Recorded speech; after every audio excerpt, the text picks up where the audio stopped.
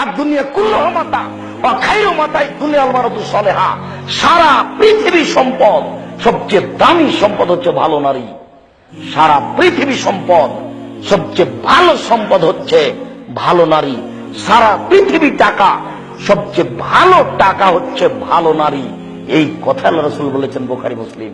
কই আল্লাহ রাসূল তো বললেন না সবচেয়ে ভালো পুরুষ হচ্ছে দামি সম্পদ, এই কথা বলেননি। সবচেয়ে দামি সম্পদ হচ্ছে ভালো নারী। রাসূল সাল্লাল্লাহু আলাইহি ওয়াসাল্লাম বললেন, আমি তোমাদেরকে বলে দেব না একটা সঞ্চিত সম্পদের কথা, যেটা মানুষ সঞ্চয় করে রাখে, যাকাত লাগে না? আমি কি বলবো তোমাদেরকে একটা সঞ্চিত সম্পদের কথা, যেটা মানুষ সঞ্চয় করে রাখে, যাকাত লাগে না?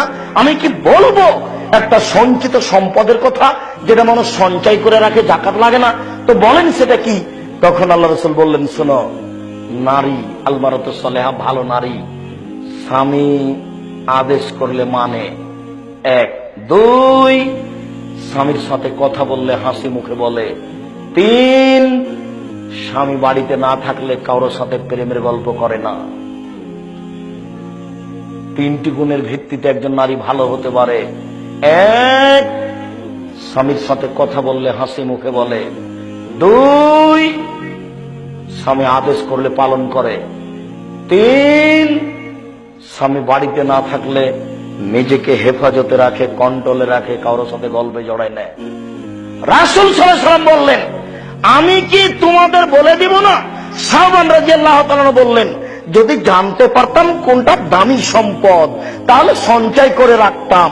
যদি জানতে পারতাম কোনটা দামি সম্পদ তাহলে সঞ্চয় করে রাখতাম।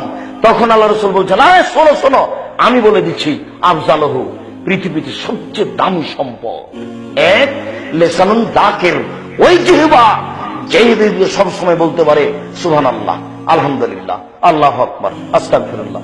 বসেছিলেন, বসে উঠে একটু ঘরের দিকে যাচ্ছেন, বলেন আস্তাগফিরুল্লাহ ওয়া আতুবু ইলাইহি। কারোর সাথে গল্প করছেন, মাঝে মধ্যে বলেন আস্তাগফিরুল্লাহ ওয়া আতুবু ইলাইহি। এই জিহ্বা হচ্ছে সঞ্চিত সম্পদ। দুই, কালবুন শাকির, ওই অন্তর যে অল্পতে খুশি, আল্লাহ যা দিয়েছে আলহামদুলিল্লাহ। তিন, জাওজাতুল মুমিনা, ভালো স্ত্রী, তুইনু জাওজাহা আলা ঈমানিহি, যে তার স্বামীকে ঈমানের উপরে সাহায্য করতে পারে, সেই হলো সঞ্চিত সম্পদ। যে তার স্বামীকে ঈমানের উপরে সাহায্য করতে পারে, সেই হলো সঞ্চিত সম্পদ। স্বামীকে বলে, দেখো গো, আমি গরিব ঘরের মানুষ, আমি একটু লবণ ভাতে খুশি, আমার জন্য বেশি টাকা ইনকাম করতে হবে না হারাম উপায়ে, এ হলো সঞ্চিত সম্পদ। তবে আপনি সাবধান থাকুন। রাসূল সাল্লাল্লাহু আলাইহি ওয়াসাল্লাম বলছেন, দুনিয়াতে যেটা সবচেয়ে বিপজ্জনক বস্তু রেখে গেলাম সেটা নারী। রাসূল সাল্লাল্লাহু আলাইহি ওয়াসাল্লাম বলেছেন, তোমরা নারীদের কাছে যাওয়া থেকে বেঁচে থাকো। রাসূল সাল্লাল্লাহু আলাইহি ওয়াসাল্লাম বলেছেন, সাবধান, কোন নারীর সাথে নির্জনে একাত্রিত হয়েও না, নইলে তৃতীয় জন হবে শয়তান। তিনি বলেছেন, সাবধান, ইয়াকুমুল মুগিবাত, যে বাড়িতে স্বামী নাই, যেই মহিলার স্বামী নাই, ওই বাড়িতে যায় না। তিনি বলেছেন, ও নারী জাতি, মা রাআইতু মিন নাকিসাত আকলিন ওয়া দীনিন আযহাবা লিরুব্বিল রাজুলিল হাজিমিন ইহদাকুন্না। বুদ্ধিমানের বুদ্ধিকে নষ্ট করতে পারে তোমাদের চেয়ে কেউ আমি কাউকে দেখিনি।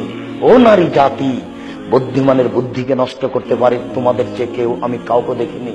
তোমরা এমন জাতি যে বুদ্ধিমানের বুদ্ধিকে নষ্ট করতে পারো।